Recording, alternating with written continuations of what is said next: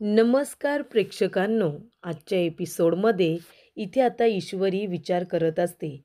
तेव्हा ती रूममध्ये एकटीच असते. तिला आपल्या आईची आठवण आलेली असते. आईने जाता जाता तिला जे काही सांगितलेलं असतं ते आठवत असतं. सुप्रिया म्हणालेली असते की ईशू, आता तुझं लग्न झालं आहे. आता हे घर तुझं घर आहे. ही माणसं तुझी आहेत.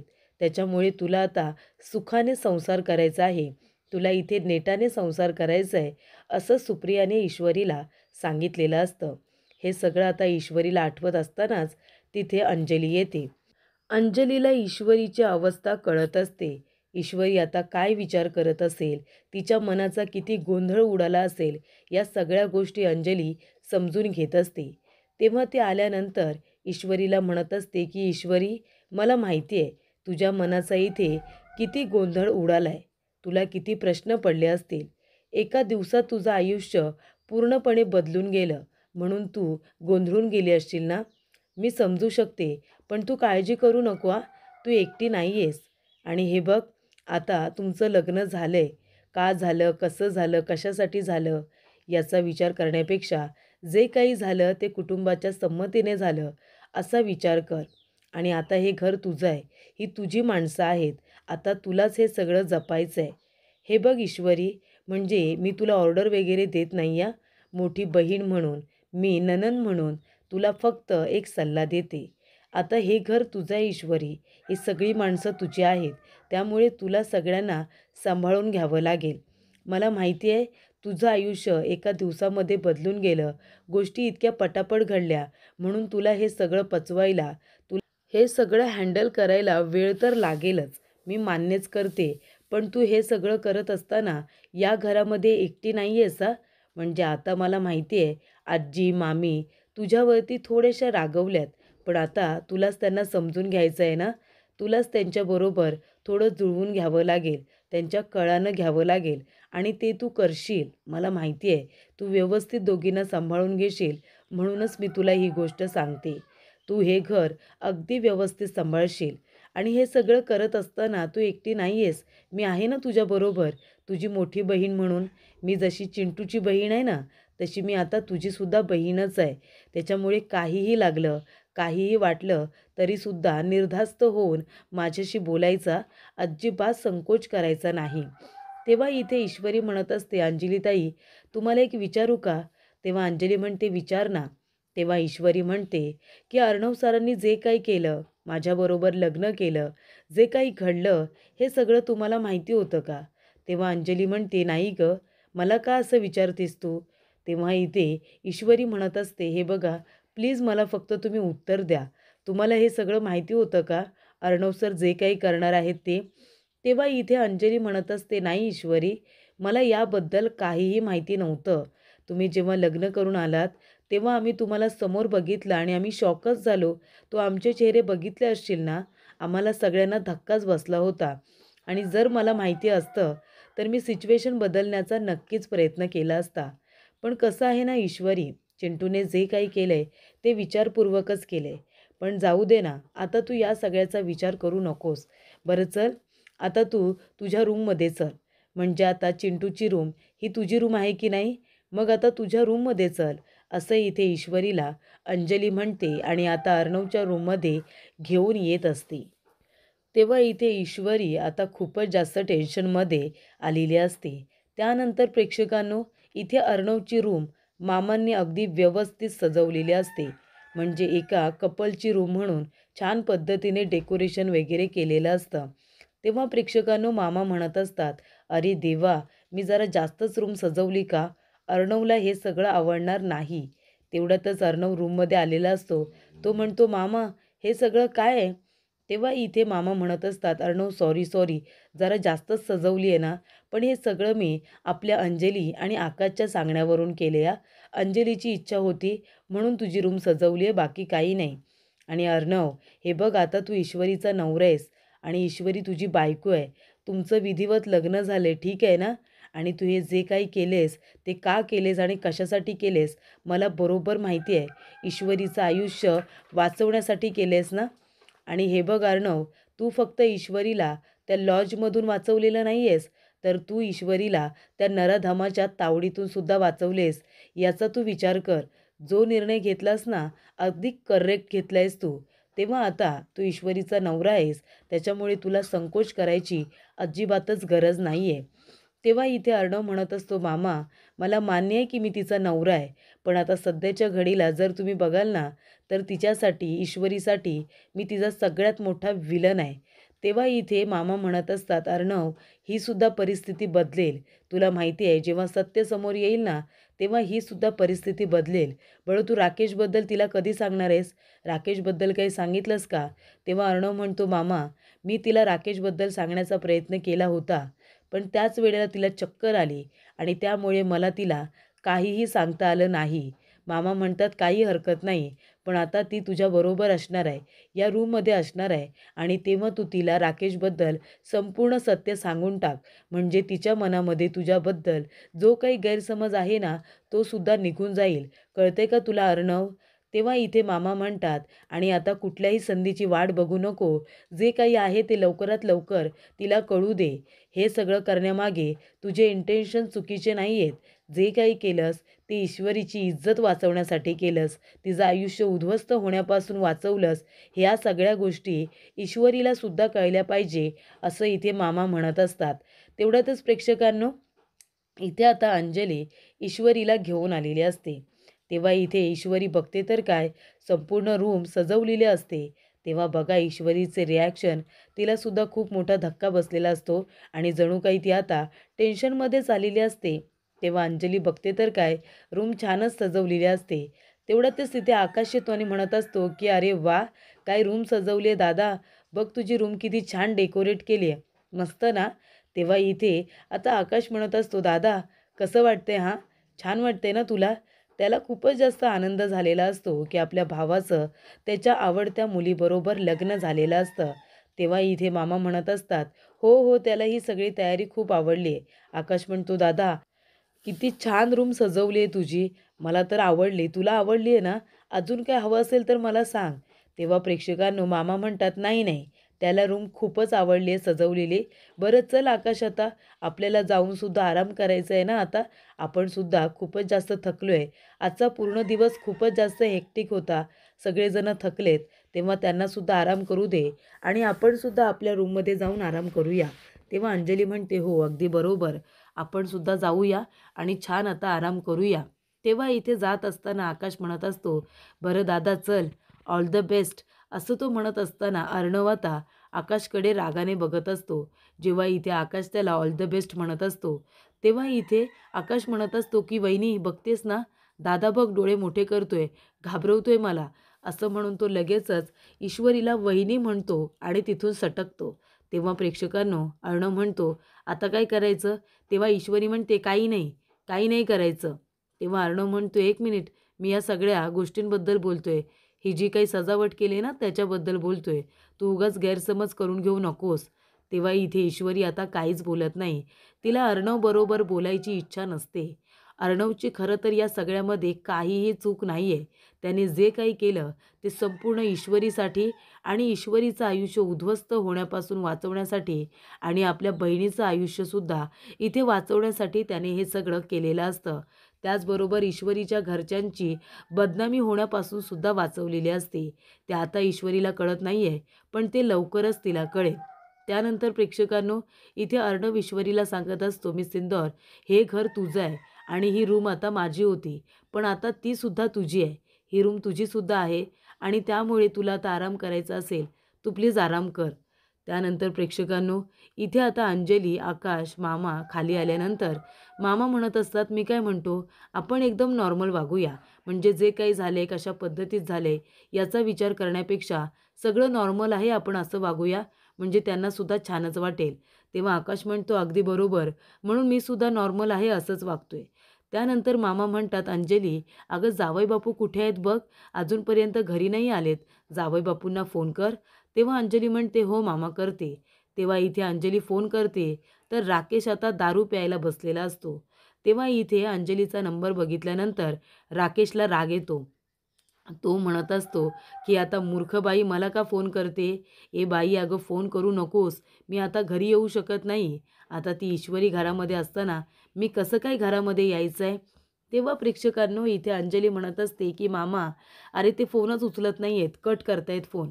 मामा म्हणतात काही हरकत नाही अंजली, तू नको जास्त विचार करू. तू जा बरं तुझ्या रूममध्ये जा. आकाश, ताईला तिच्या रूममध्ये घेऊन जा आणि मी जावई बापूंचा फोन ट्राय करतो. अंजली तू अजिबात काळजी करू नको. तेव्हा इथे आता राकेश म्हणत असतो की अर्णव, एका दिवसामध्ये सगळी बाजी पलटलीस ना तू. म्हणजे आत्तापर्यंत मी जे काही प्लॅनिंग केलं होतं, मी जी काही सगळी नाटकं केली होती, संपूर्णपणे अगदी जागेवरती बसवलीस. हे सगळं तू मुद्दामून केलंस, मला माहिती आहे. हे सगळं तू मुद्दामून केलंस ना. ईश्वरीबरोबर लग्न केलंस. तेव्हा ते लग्न आता राकेशला आठवतं आणि इथे राकेश म्हणत असतो की ईश्वरी, ईश्वरी, तू माझ्याबरोबर लग्न नाही केलंस ना. माझी नाही ना झालीस तू. अर्णवबरोबर लग्न केलंस. पण आता तू जर माझी झाली नाही आहेस, तर अर्णवबरोबर सुद्धा मी तुला सुखाने संसार करू देणार नाही. आता बघ मी काय करतो. असं राकेशने ठरवलेलं असतं आणि हवी तेवढी दारू तो पीत असतो. त्यानंतर प्रेक्षकांनो इथे आता ईश्वरी शांतपणे उभी असते. तेव्हा अर्णव म्हणत असतो, मी सिंदूर, हे बघ, आता हे घर तुझं आहे. आपलं लग्न झालं आता आणि कुठल्याही परिस्थितीत का होईना पण लग्न झालं आहे आणि मी आपलं लग्न मनापासून स्वीकारले. तेव्हा तू सुद्धा हे लग्न ॲक्सेप्ट कर असं मला वाटतं आणि जास्त विचार करू नकोस, स्वतःला त्रास करून घेऊ नकोस. मी जे काही केले ते का केले, कशासाठी केले हे तुला सगळं बरोबर माहिती आहे. तेव्हा तू आता, ही रूम तुझी आहे, त्याच्यामुळे तुझासुद्धा अधिकार आहे. तुला हवं तिथे तू झोपू शकतेस, तुला हवी तशी तू राहा. मी तुला अजिबात कुठल्याही गोष्टीसाठी फोर्स करणार नाही आहे किंवा जबरदस्ती करणार नाही आहे. तेव्हा इथे प्रेक्षकांनो आता ईश्वरी काहीच बोलायला तयार नसते. अर्णव तिला कम्फर्टेबल करण्याचा प्रयत्न करत असतो. तिच्या मनामध्ये त्याच्याबद्दल जो काही राग आहे तो बाजूला करण्याचा प्रयत्न करत असतो. पण ईश्वरी काहीही बोलायला तयार नसते. तेव्हा प्रेक्षकांनो अर्णव येतो आणि तिच्या आता हाताला हात लावून म्हणत असतो की ईश्वरी, प्लीज तू ऐकतेस ना. मी सिंदूर प्लीज. तेव्हा इथे आता हाताला हात लावल्यानंतर ईश्वरी खूपच जास्त चिडते आणि म्हणते, एक मिनिट, हात नाही लावायचा, मला अजिबात हात लावायचा नाही. तेव्हा अर्णव म्हणतो, पण प्लीज मी जे काही बोलतोय ते तू ऐकतेस ना.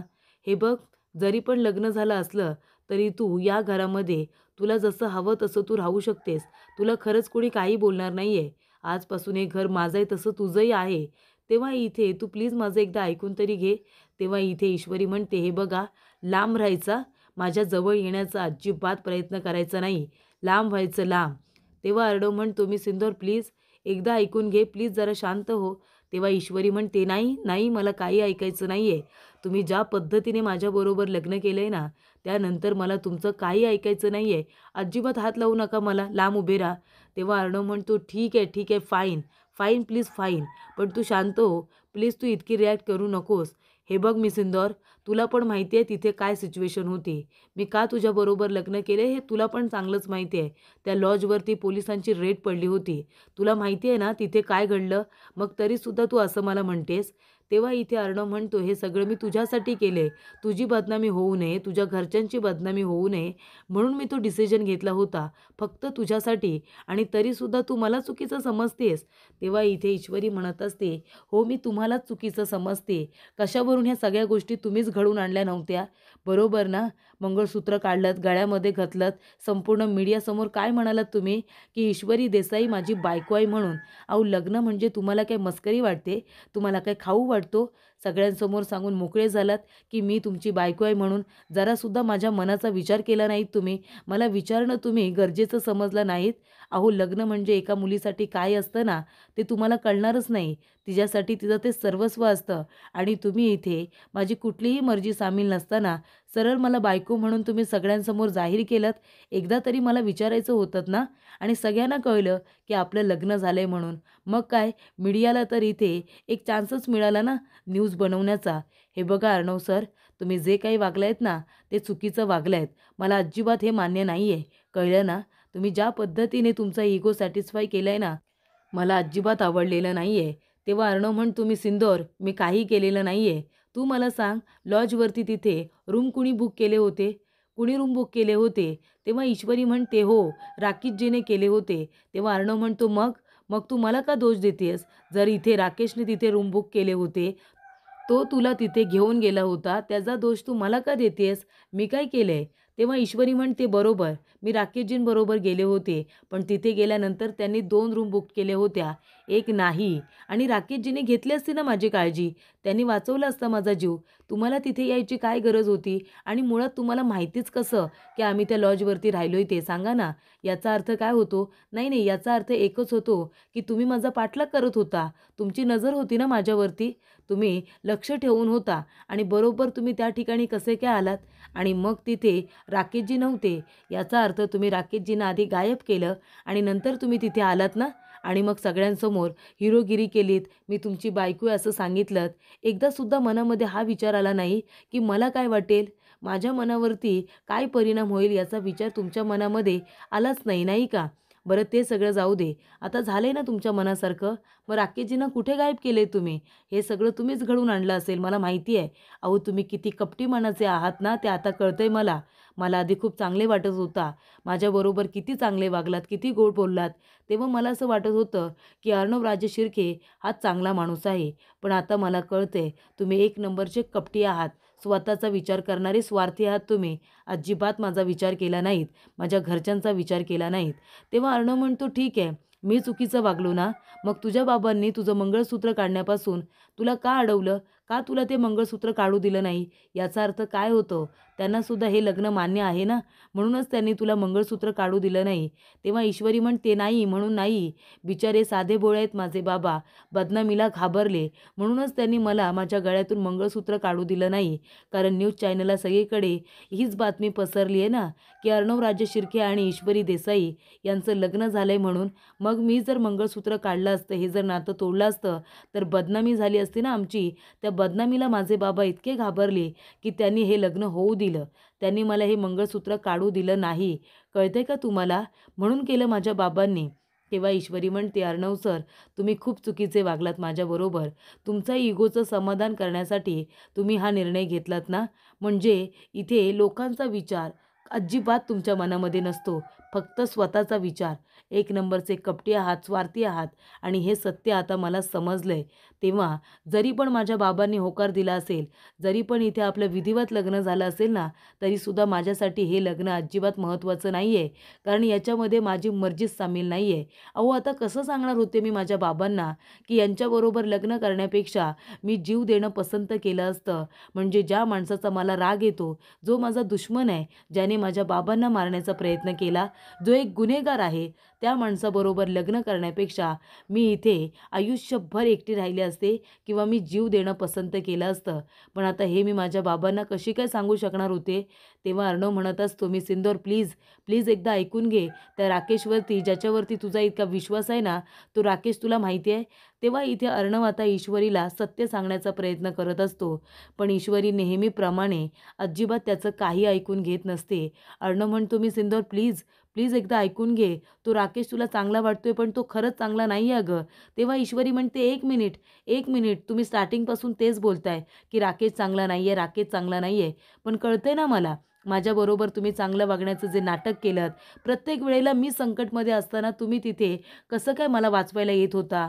कारण का ते सुद्धा मला कळतंय. सिच्युएशन आधी तुम्हीच निर्माण करत होता आणि त्याच्यानंतरला मला तिथे वाचवायला येण्याचं नाटक करत होता. आणि हे बघा, राकेशजी बरोबर माझं लग्न तुम्हाला आधीपासूनच मान्य नव्हतं ना? म्हणूनच तुम्ही हे सगळं मुद्दामून घडवून आणलंत आणि माझ्याबरोबर जबरदस्तीने लग्न केलंत, मला ब्लॅकमेल करून. कारण माझं राकेशजींबरोबर लग्न होऊ नये म्हणून.